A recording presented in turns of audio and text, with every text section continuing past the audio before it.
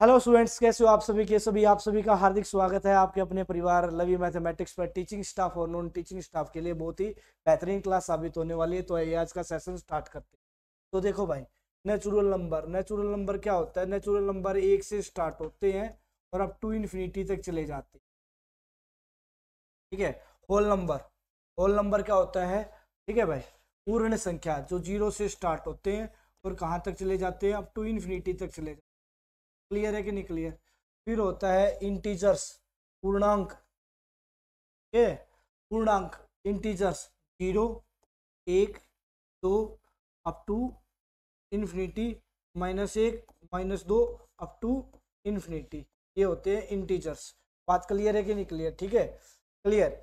तो भाई ये बात याद रखना, नेचुरल नंबर्स को जोड़ करने का तरीका क्या होता है। नेचुरल नंबर्स को जोड़ करने का मेथड होता है n × n+1 डिवाइड बाय 2।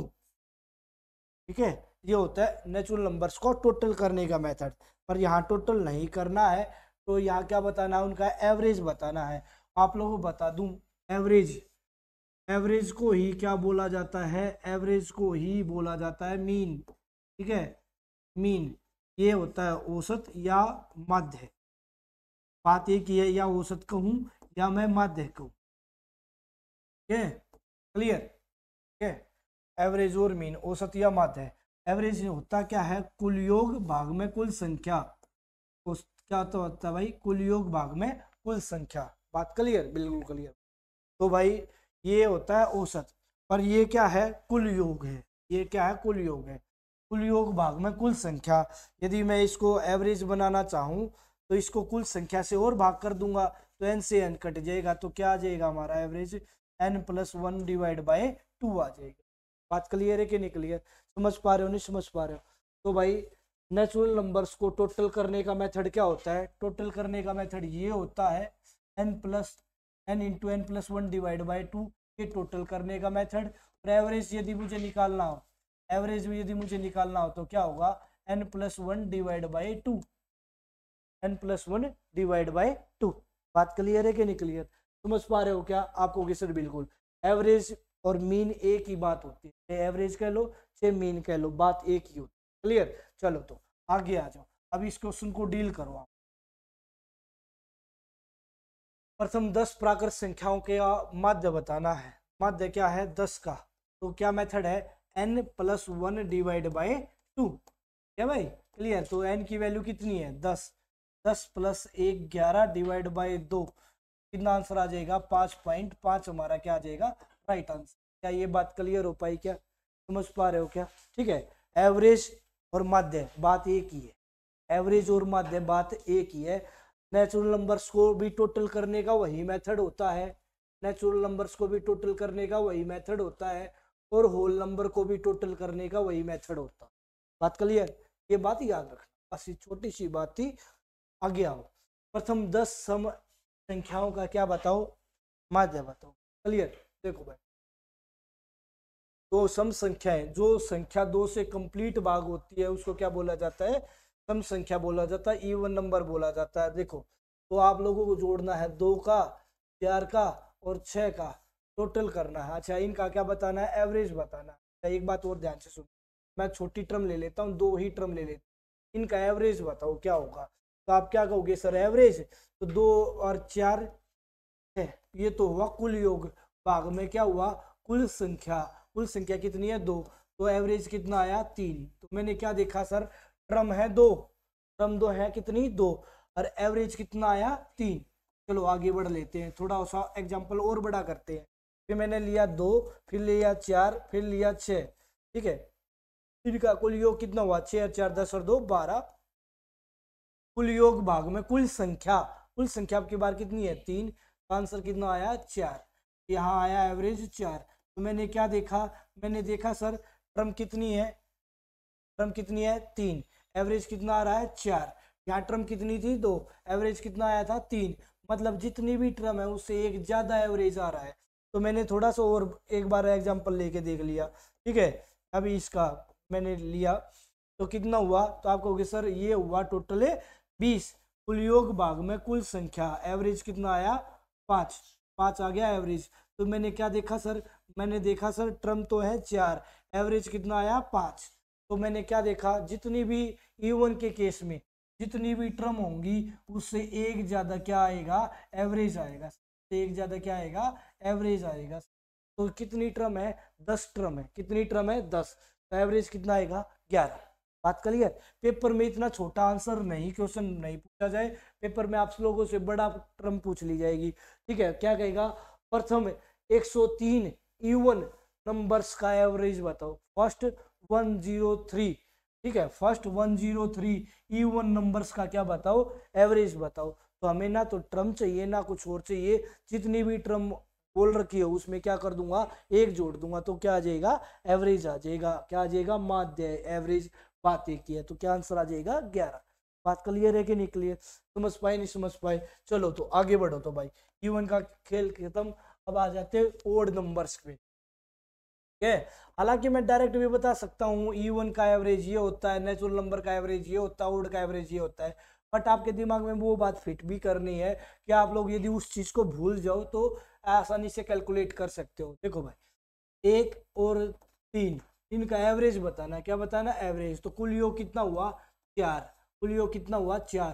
कुल योग भाग में कुल संख्या क्या होता है, एवरेज। एवरेज कितना आया भाई, 2। तो मैंने क्या देखा, ट्रम कितनी थी, 2, और एवरेज भी कितना आया, 2। बहुत अच्छी बात है। फिर मैंने लिया 1, फिर मैंने लिया 3, फिर मैंने लिया 5। कुल योग कितना हुआ, 9। ट्रम कितनी है, 3, एवरेज भी कितना आया, 3। तो मैंने क्या देखा, ट्रम भी 3 और एवरेज भी कितना, 3। फिर मैंने थोड़ा सा और बड़ा करके क्वेश्चन को अटेम्प्ट करने की सोची। देखो भाई फिर मैंने क्या देखा, अब इनका टोटल मारो भाई, टोटल कितना हुआ, आपको गेसर 16। ट्रम कितनी है, 4, तो एवरेज भी कितना आया, 4। तो मैंने क्या देखा, जितनी ट्रम है उतना ही क्या आ रहा है, एवरेज आ रहा है। जितनी ट्रम है उतना ही क्या आ रहा है, एवरेज आ रहा है। तो मैंने क्या देखा, odd numbers first n, odd numbers का एवरेज क्या होगा, ओड नंबर्स का एवरेज क्या होगा भाई, क्या होगा, वो फर्स्ट एंड ओड नंबर्स का एवरेज। तो आप कहोगे सर जितनी ट्रम है उतना ही एवरेज होगा, तो आप कहोगे सर एंड ओड ट्रम्स है तो एवरेज भी एन ही होगा। मतलब 10 ट्रम है तो एवरेज भी 10, ट्रम 11 हो तो एवरेज भी 11। ठीक है, बट लगातार होनी चाहिए। ठीक है, लगातार कहाँ से स्टार्ट होती है, 1 से स्टार्ट होती है ओड ट्रम। बात क्लियर है कि नहीं क्लियर। तो 10 का आंसर कितना होएगा, 10 होएगा। 10 ट्रम है तो आंसर भी 10, एन ट्रम होगी तो आंसर भी कितना होता है, एन।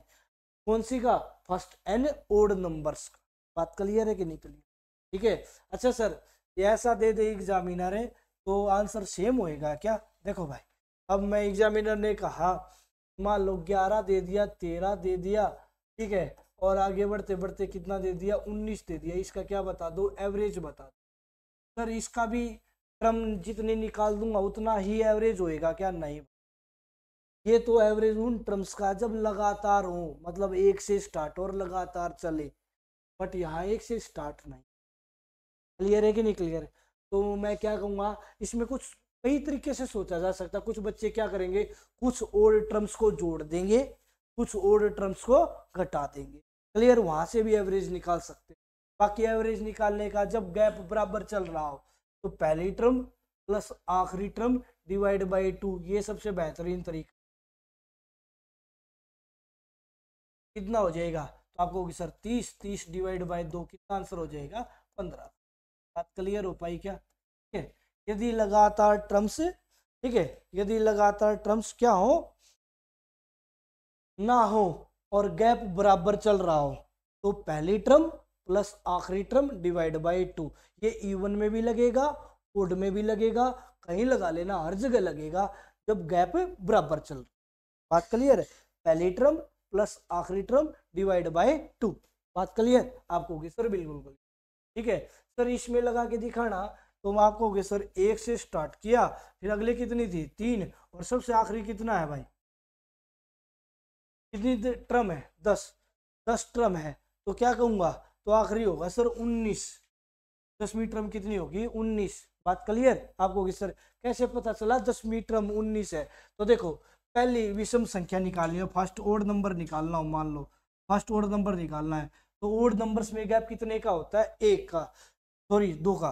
तो पहली ट्रम 1 है और गैप कितने का, 2 का। 1 गुना 2 और उसमें से 1 घटा दूंगा क्योंकि पहली ओड ट्रम आती है तो 1। ठीक है, मैंने कहा तीसरी ओड टर्म बताओ, तीसरी, तो तीसरी चाहिए तो 3 गुना 2, ओड टर्म्स में गैप होता है 2 का, और माइनस क्या कर दूंगा, 1 कर दूंगा, 3 दूनी 6 में से 1 गया, कितना आएगा 5, चेक भी कर लो, 1 3 5।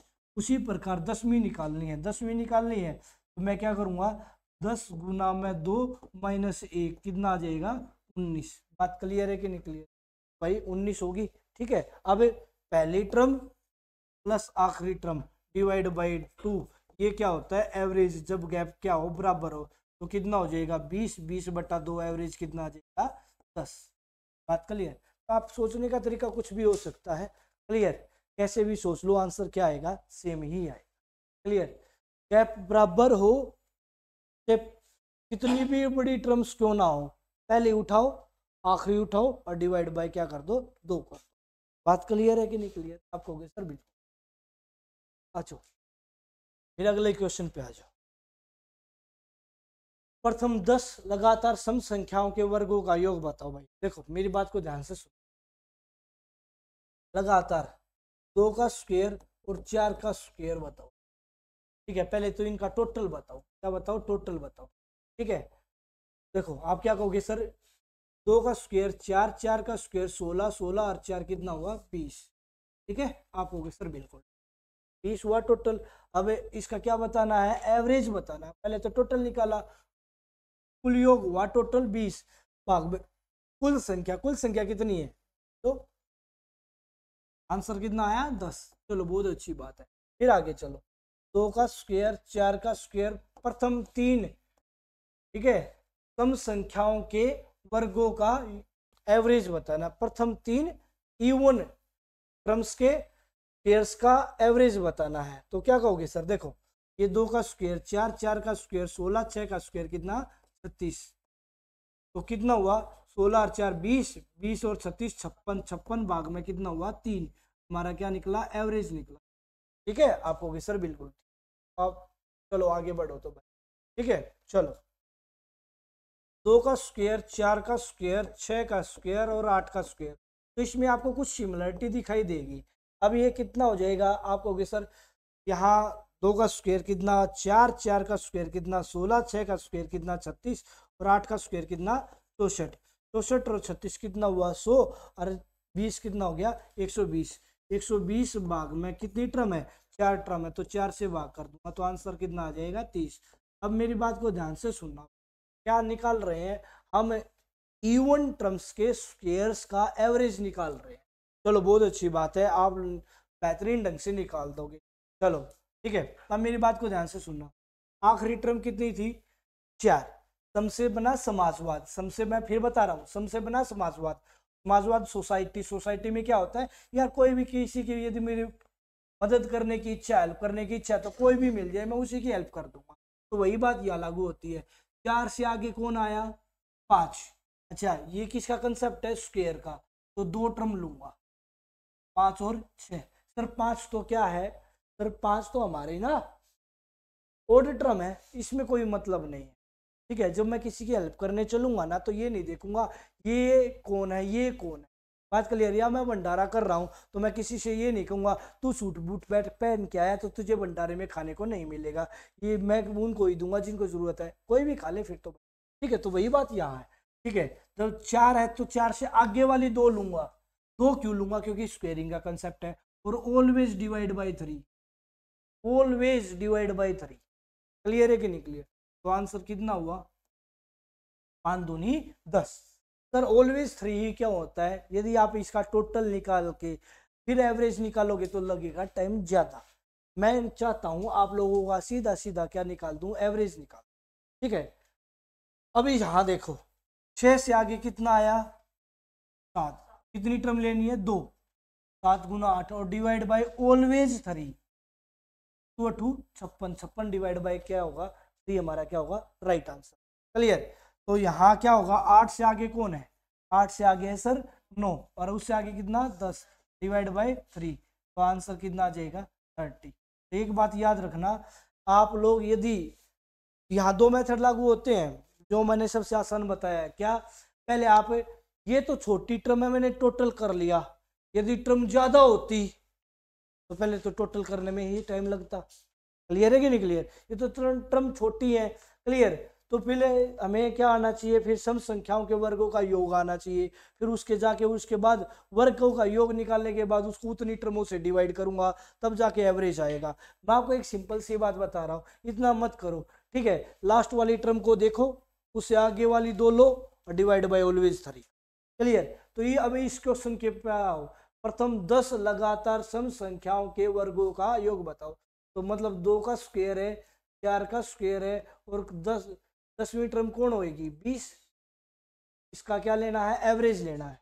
मैं टोटल तो करूंगा ही नहीं, मैं क्या कहूंगा सर 20 से आगे वाली दो टर्म ले लो आप, 20 से आगे वाली 21 और 22, और ऑलवेज डिवाइड बाय कितना करोगे?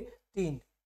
ठीक है, तो 3 से काट दिया 7 बार, 22 सत्ता कितना हो जाएगा? 154। हमारा क्या आएगा? एवरेज आ जाएगा। क्या आ जाएगा? एवरेज आ जाएगा। टोटल करने की जरूरत नहीं पड़ेगी। हाँ भाई देखो, यदि हम टोटल करेंगे ना तो टाइम ज्यादा लगेगा। ठीक है, ये टोटल करना मैं बता देता हूँ हालांकि, ठीक है? अब टोटल करना भी सुन लो। ठीक है, यदि मैं क्या करूं, टोटल करना चाहूं, ठीक है, तो यहाँ देखो भाई, इवन टर्म्स को टोटल करने का मेथड, इवन टर्म्स को टोटल करने का मेथड, तो यहाँ कितना हुआ? 20 हुआ सर, 20 हुआ। अच्छा, आपको एक बात पता है क्या? 1 का स्क्वायर, 2 का स्क्वायर, 3 का स्क्वायर, अप टू n तक का स्क्वायर क्या होता है? ये होता है sir n into n plus 1 into 2n plus 1 divide by 6 होता है। ये वाला मेथड यहाँ नहीं लगेगा। क्यों नहीं लगेगा? ये तो सारी लगातार है, ये ओनली इवन। फिर मैं क्या करूंगा, ये वाला मेथड लगाने के लिए इसमें कुछ टर्म को जोड़ूंगा और कुछ टर्म को घटाऊंगा, टाइम लगेगा। फिर भी मैं ये कह रहा हूं, आप लोग इस तरीकों को देखते हुए ना कुछ जोड़ो ना घटाओ, फिर डायरेक्ट आओ, फिर दोबारा फिर डायरेक्ट बता रहा हूं। ठीक है, टोटल करने का मेथड। लास्ट वाली टर्म कितनी है? 4। 4 लिख ली क्या भाई? 4 लिख ली। ठीक है, गुणा में ऊपर कितनी टर्म है? ऊपर कितनी टर्म है? 3। 3 ही लूंगा। क्लियर? नीचे कितना है? 6, तो 6 ही लूंगा। आंसर कितना आया? 20। 20 ही टोटल। यदि आप लोगों को कुछ टर्म्स जोड़ के, बिना कुछ टर्म जोड़े, बिना कुछ टर्म घटाए, आप फिर भी इवन टर्म्स का टोटल लेके आना चाहते हो, लास्ट वाली टर्म लो, गुणा उससे अगली 2 लो, डिवाइड बाय कितना होता है यहाँ मेथड में? 6, तो 6 ही लगा दो। नहीं तो वही मेथड होगा, कुछ टर्म जोड़ो कुछ टर्म घटाओ, फिर ये नंबर, ये वाला सीरीज बनाओ, तो इसमें टाइम लगेगा। क्लियर है कि नहीं? ठीक है, अब इसमें देख लो, देखो लास्ट वाली टर्म कितनी है? तो आपको सर लास्ट वाली 6, 6 गुना में 7 गुना में 8 डिवाइड बाय कितना होता है? 6। 6 ही लूंगा। कितना आंसर आया? 56। क्लियर? नहीं तो आपको क्या करना पड़ता? कुछ टर्म जोड़नी पड़ती, कुछ टर्म घटानी पड़ती, क्योंकि ये वाली सीरीज बनानी पड़ती। क्लियर? फिर इससे फिर हमें पीछे छुटा लिया, बस इसको देखते हुए हमने किया अटेम्प्ट। बात क्लियर है? ऊपर 3 टर्म है तो 3 ही लूंगा, नीचे 6 होता तो 6 ही लूंगा। बात क्लियर है? तो मुझे टोटल करने की भी जरूरत नहीं है। अब इसका टोटल करोगे, अब इसका टोटल करके बताओ, तो अब इसका टोटल करोगे तो आप कहोगे सर 20 गुना में 21 गुना में 22 डिवाइड बाई कितना भाई? 6। क्लियर? तो 3 दूनी 6 और 3 सत्ता 21 और 2 से काट दिया भाई 10, तो 15 22 गुना 7 154, 154 के 10 की गुना 1540। 1540 तो आया टोटल सर। क्या निकालना था? एवरेज। कुल योग भाग में कुल संख्या, कुल संख्या, कुल टर्म कितनी है? 10। एवरेज कितना आया? 154। तो देखो, एक तो टोटल निकालने में टाइम लगा और फिर एवरेज निकाला। मैंने डायरेक्ट आपको एवरेज बता दिया। कैसे बताया भाई? सम से बना समाजवाद, समाजवाद बोले तो सोसाइटी, सोसाइटी में जब मैं यदि कोई खाने का कम करूंगा तो मैं किसी को ये नहीं देखूंगा तुझे क्या करना है क्या नहीं करना है, बस सीधी सी बात है। 20 से आगे दो टर्म 21 गुना 22 और ऑलवेज डिवाइड बाय 3। 3 से काट दिया 7, 22 सत्ता कितना आ गया? 154। क्लियर है कि निकले? ना टोटल निकालना ना कुछ और, सीधा ही आंसर निकाल। बात क्लियर है? यदि मुझे चाहिए ही आंसर, एक ही मेथड से आंसर आ सकता है, तो बार बार मेथड में क्यों लगाऊंगा? ठीक है, बाकी मैंने टोटल करने का भी बता दिया। हाँ भाई, ये वाली,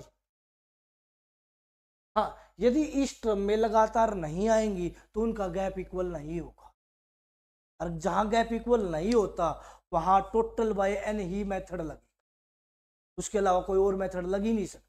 मान के चलो, तो यहाँ मैं आपको दे दूं 4 का स्क्वायर, 4 के स्क्वायर के बाद दे दूं 12 का स्क्वायर, 12 के स्क्वायर के बाद दे दूं मैं 20 का स्क्वायर, ठीक है, और यहाँ दे दूं मैं आपको 26 का स्क्वायर। तो इसमें कोई और मेथड लग ही नहीं सकता। इसमें कौन सा लगेगा? कुल योग 4 का स्क्वायर 16, 12 का स्क्वायर 144, 20 का स्क्वायर 400, 26 का स्क्वायर 676, डिवाइड बाय कितनी, 4 टर्म है तो 4 ही आएगा। इसके अलावा और कोई मेथड, क्योंकि ये लगातार नहीं, लगातार होगी तो सीरीज बनेगी, सीरीज बनेगी तो आंसर चल, यदि लगातार नहीं बनी तो गैप इक्वल नहीं होगा, और गैप इक्वल नहीं होगा तो कौन सा मेथड लगेगा? कुल योग भाग में कुल संख्या ही लगेगा, इसके अलावा कोई और नहीं लगेगा। बात क्लियर हो पाई क्या? तो आप कहोगे सर बिल्कुल ठीक है, बट ये लगाना मत कि अब इस सीरीज में कौन कौन जोड़ू, 1 का स्क्वायर जोड़ू, 3 का स्क्वायर जोड़े, 5 का स्क्वायर जोड़े, इतना करने का टाइम नहीं होगा। जो जोड़ोगे वो घटाना भी पड़ेगा। क्लियर है कि नहीं क्लियर? तो इतना काम मत करना, ये वाला तरीका बनाने की कोशिश करना मत। बात समझ पा रहे हो? चलो बहुत अच्छी बात है, आगे बढ़ो। तो अब E1 आ गया, अगला पे आ जाओ। प्रथम 3 के प्रथम, अच्छा ओड का रह गया, ओड का रह गया, ओड नंबर्स का रह गया, मान के चलो।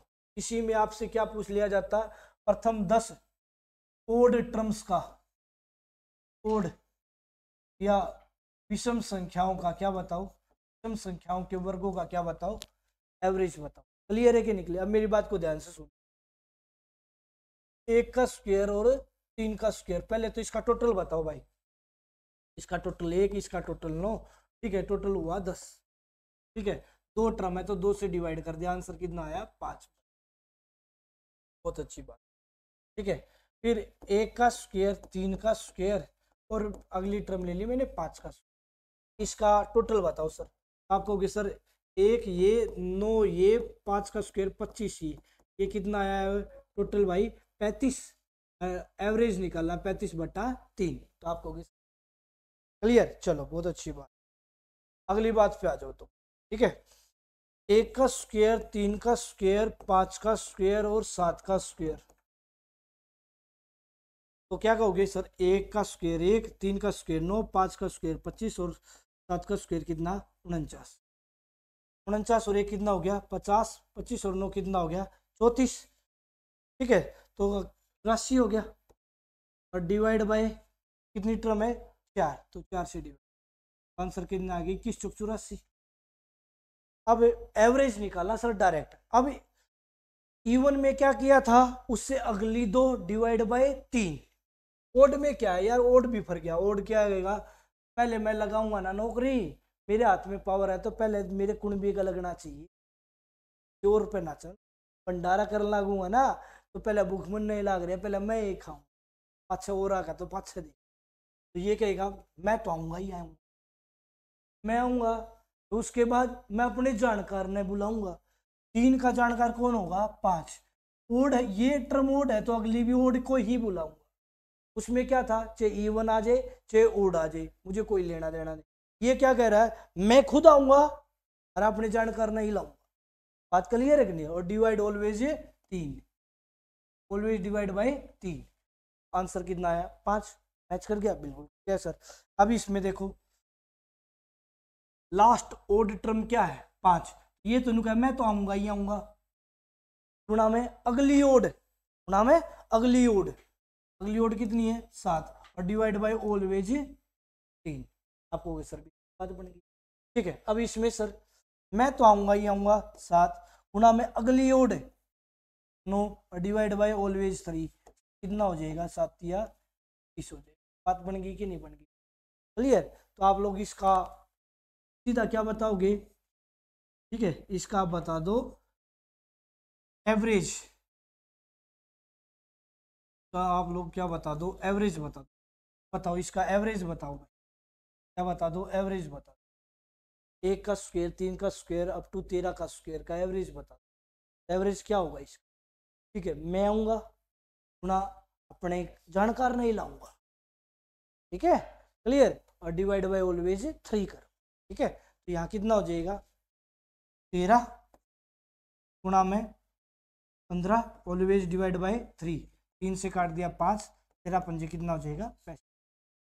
सर ट्रम तो 2 ले रहे हो, आंसर 3 नीचे क्यों ले रहे हो फिर आप, ठीक है। आपके दिमाग में ये थोट आ सकता है, तो या आप एक तरीके से सोच सकते हो, देखो मेरे परिवार में मान लो शादी है, हमने टोटल सारे रिश्तेदार जोड़ लेते हैं, रिश्तेदार तो हर कोई जोड़ता है, भाई टोटल इतने रिश्तेदार इकट्ठे हो सकते हैं, मान के चलो भाई 500 आदमी आने की उम्मीद है, क्या हम टोटल 500 का ही खाना बनाएंगे ना, बिल्कुल भी, ठीक है, ज्यादा का खाना बनाएंगे, ठीक है ना, ज्यादा का चाहिए भाई 650 का खाना बनाओ, 600 का खाना बनाओ, 600 का 500 आने की उम्मीद है, 600 का खाना बनाओ, 600 में 650 आदमी आराम से खा के चले जाएंगे, क्लियर है। तो इसमें ये प्रकार खाना बनता है, वही बात ये है, ठीक है, कि भाई 2 ट्रम है, तो थोड़ी ना तो ऊपर आ जाए तो कोई 3 लूंगा, बोलेगा 2 लूंगा 3, बात क्लियर है कि नहीं क्लियर, तो हमेशा याद रखना, तो आंसर कितना आएगा 65, है क्लियर। चलो अगली बात पे आ,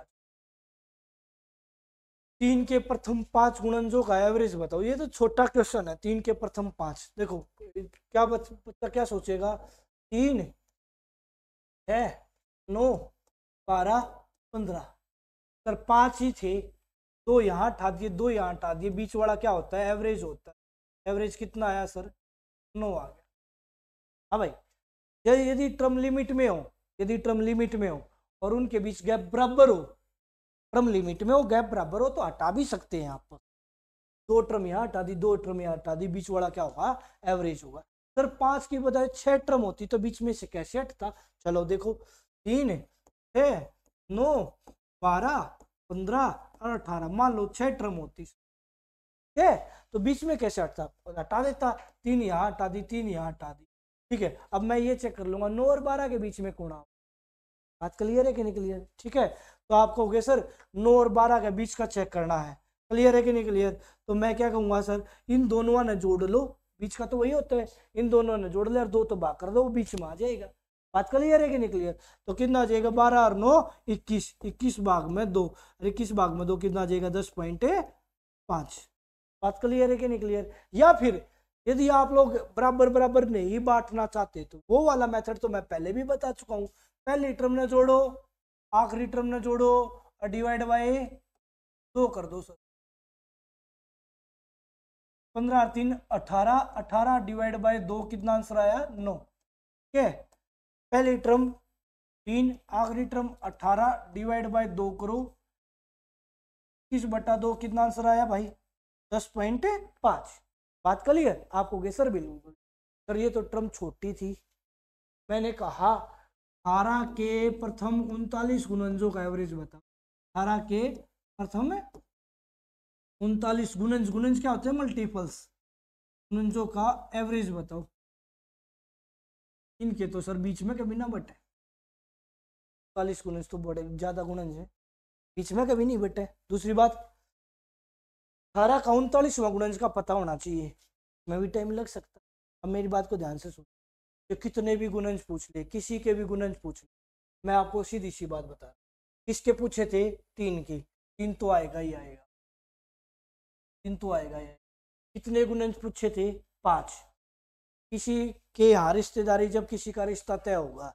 तो पूछते हैं सामने वाले लड़की वाले होंगे या लड़के वाले होंगे, कितने बंदे आएंगे, हमेशा पूछा जाएगा, हमेशा, क्लियर, अरेंज मैरिज में, ठीक है।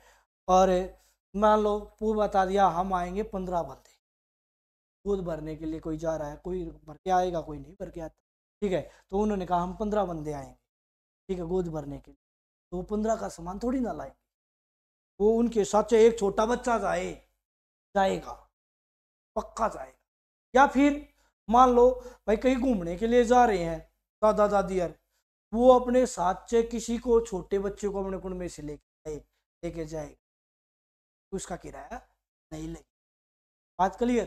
तो वो क्या कहेगा बंदे बुलाए 5 तो लूंगा 6, एक ज्यादा लूंगा हमेशा, ठीक है। यहाँ क्या है जितनी टर्म लूंगा उतने से ही डिवाइड कर, याद रखना, बात क्लियर है, जितनी टर्म लूंगा केयर्स में तो क्या था, जितनी टर्म थी उससे एक ज्यादा से डिवाइड था, क्या नहीं है, यहाँ पहले ही मैंने एक ज्यादा ले लिया।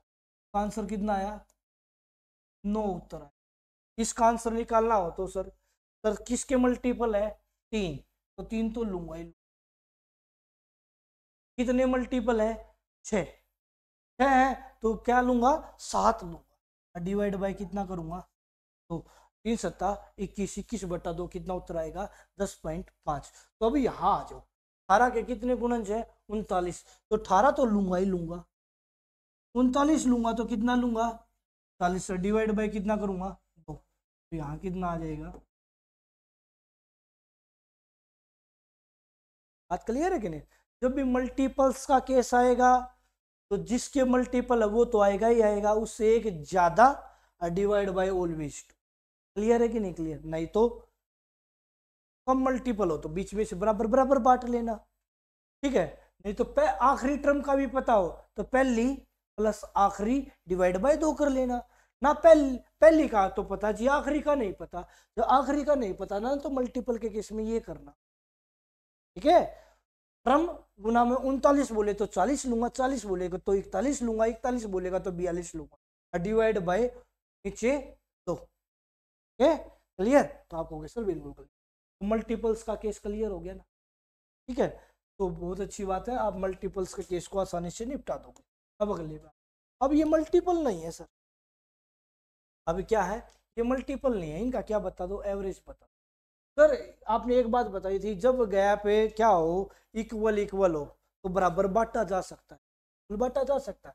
चलो देख लेते हैं, एक्स है, x plus 2, x plus 4, x plus 6 और एक्स प्लस 8। देखो जी, ये इससे 2 ज्यादा, ये इससे 2 ज्यादा, ये इससे 2 ज्यादा, ये इससे 2 ज्यादा, तो बराबर बराबर बांट दूंगा। गैप बराबर हो, बराबर बराबर बांटा जा सकता है। वंस एवरेज कितना होएगा, x प्लस 4 क्या होएगा, एवरेज होएगा। बात क्लियर आपको। या फिर पहली टर्म गैप बराबर हो, गैप बराबर हो तभी पहली टर्म प्लस आखिरी टर्म डिवाइड बाय 2, पहली टर्म प्लस आखिरी टर्म डिवाइड बाय 2। ये वाला तरीका और ये वाला तरीका तभी लगता है जब गैप बराबर हो। क्लियर है कि नहीं क्लियर, ठीक है।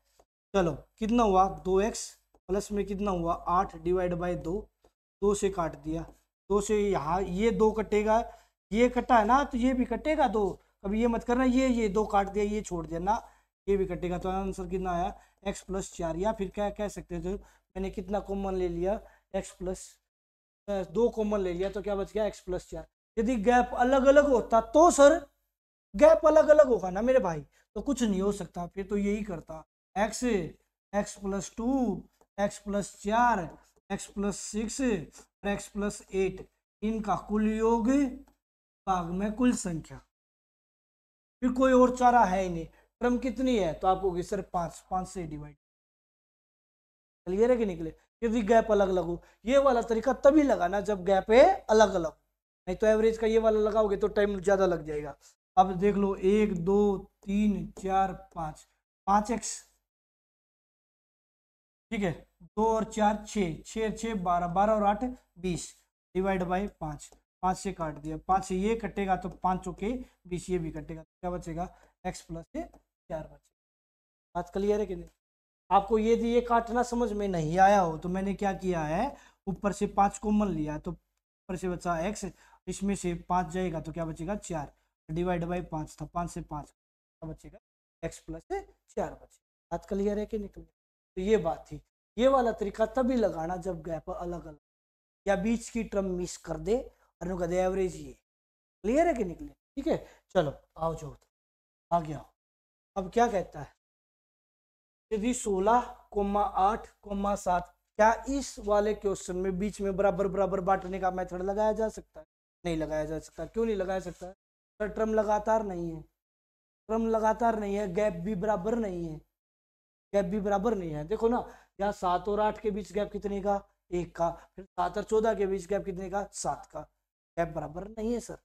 गैप बराबर नहीं है तो कौन से वाला मेथड लगता है, कुल योग भाग में कुल संख्या। अब टर्म कितनी है, तो 16 प्लस में 8 प्लस में 7 प्लस में 14 प्लस में x प्लस में 12 है भाई। कितनी टर्म होंगी, 3 और 3 6। कुल योग भाग में कुल संख्या बराबर एवरेज। एवरेज भी कितना दे रखा है 12, ये वाला 12 ये लिख लिया और ये एवरेज का 12 है। बात कर लिया आप होगी सर बिल्कुल। अब आओ 16 आउट करो, ठीक है। कुल योग भाग में कुल संख्या, ये 6 उस तरफ जाके इसमें हो जाएगा मल्टीप्लाई। अब ऊपर वालों को जोड़, ठीक है।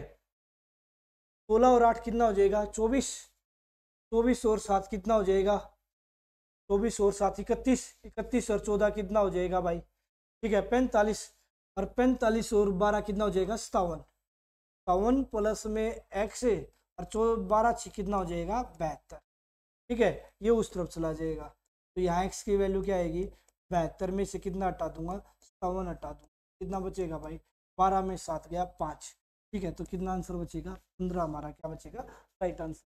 बात क्लियर है कि निकली, क्या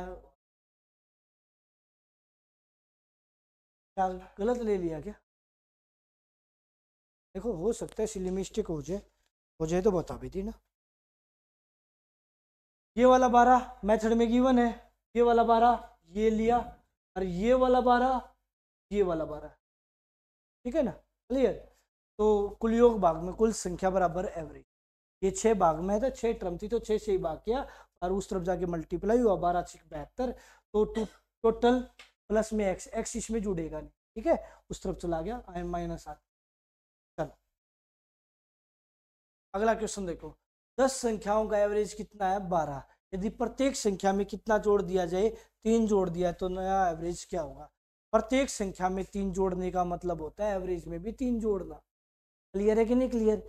एक बंदे ने बेईमानी कर दी और दूसरा खड़ा खड़ा, मान लो आप किसी एग्जामिनेशन हॉल में हो, सब बंदे चीटिंग कर रहे हो, सब बंदे चीटिंग कर रहे हैं और मैं अकेला अपने दिमाग से, क्या मैं लिख पाऊंगा ना, बिल्कुल भी ना। सब बंदे चीटिंग कर रहे हैं और एकला बंदा अकेले दिमाग से लिख रहा है, वो उसका दिमाग थोड़ी देर बाद कांस्टेंट पड़ जाए, फिर पूछेगा की पॉइंट बता दे, या फिर थोड़ी देर बाद क्या कहेगा पर्ची मेरी दे दी। ऐसा ही होगा क्योंकि सब बंदे चीटिंग कर रहे थे। क्लियर, वही बात यहाँ लागू होती है। सब बंदों ने कितना कितना उठा लिया 3, इसने भी 3 उठा लिया, इसने भी 3 उठा लिया, इसने भी 3 उठा लिया, इसने भी 3 उठा लिया, ठीक है। तो ये भी कितना बंदा उठा लेगा 3 ही उठा लेगा। तो 12 3 ये उठा लेगा तो कितना हो जाएगा 15 हो जाएगा। एवरेज कितना हो जाएगा, ठीक है। प्रत्येक टर्म में जो जितना जोड़ा जाएगा उतना एवरेज में भी जोड़ा जाएगा। प्रत्येक टर्म को कितने से गुना किया गया उतना एवरेज भी गुना होगा। प्रत्येक टर्म को जितने से भाग करूंगा उतना एवरेज भी भाग होगा। प्रत्येक टर्म को जितना घटा दूंगा उतना एवरेज भी घटेगा। क्यों, क्योंकि वो टर्म उनमें से तो एक है। आप समझ पा रहे हो ना, समझ पा रहे हो। एग्जाम्पल के माध्यम से 12 टर्मों की बजाय मैं छोट टर्म ले लेता हूं 2 4 6 8 10, प्रत्येक में कितना जोड़ दिया 3। अब एवरेज कितना है, बराबर बराबर बांट दिया, एवरेज कितना है 6 है सर। प्रत्येक में कितना जोड़ दिया 3, 2 में 3 जोड़ा कितना हुआ 5, 4 में 3 जोड़ा कितना हुआ 7, 6 में 3 जोड़ा कितना हुआ 9, 8 में 3 जोड़ा कितना हुआ 11, 11 में 3 जोड़ा 10 में 3 जोड़ा कितना हुआ 13। क्लियर। फिर मैंने क्या देखा सर, बराबर गैप बराबर बराबर है 5 7 9 11 13, गैप बराबर बराबर है तो हटा दो, बीच वाली क्या होती है एवरेज। पहले एवरेज कितना था 6, अब एवरेज कितना आया 3, प्रत्येक में 3 जोड़ा तो एवरेज में भी क्या जोड़ा 3 ही तो जोड़ो। बात क्लियर है कि नहीं क्लियर। तो इतना सोचना नहीं है आप लोगों को, जब भी बोला जाए ना प्रत्येक टर्म को इतने से गुना करो, एवरेज को भी उतने से ही गुना कर देना, नया एवरेज आ जाएगा। ये क्वेश्चन अगले देखो, ये भी रखा है। संख्याओं का माध्य कितना है बी, तो 10 संख्याओं का, यहाँ हिंदी मीडियम में 10 गिव नहीं है, 10 संख्याओं का माध्य कितना है 20 है। प्रत्येक संख्या में से कितना घटा दिया जाए 5। यदि प्रत्येक टर्म में से घटा दूंगा तो एवरेज भी घटेगा। क्लियर। तो 20 में से 5 गया, कितना बचेगा 15 होगा राइट आंसर। बात क्लियर है कि नहीं क्लियर। सब टर्म घटेंगे तो मैं भी घट जाऊंगा। बात क्लियर है कि नहीं क्लियर, सभी बात है, ठीक है क्लियर। समझ पाए नहीं समझ पाए। चलो 20 संख्याओं का एवरेज कितना है 25 से।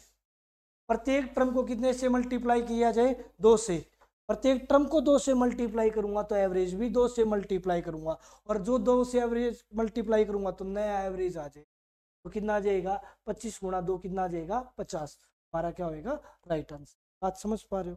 चलो बहुत 20 संख्याओं का एवरेज कितना दे रखा है भाई, 50 दे रखा। प्रत्येक टर्म को कितने से भाग कर दिया जाए, 5 से भाग कर दिया जाए। तो नया औसत बताओ। प्रत्येक टर्म को 5 से भाग करने का मतलब है एवरेज को भी 5 से भाग करना। एवरेज कितना था, 50। 50 को कितने से भाग कर दूंगा, 5 से। 50 को 5 से भाग किया, आंसर कितना आ जाएगा, 10। तो ये आ जाएगा आंसर 10। बात क्लियर है कि नहीं क्लियर? चारों पॉइंट क्या आप लोगों ने बेहतरीन क्लियर हो गए? चलो बस आज इतना ही करते हैं, वो बाकी मुलाकात करेंगे। ठीक है।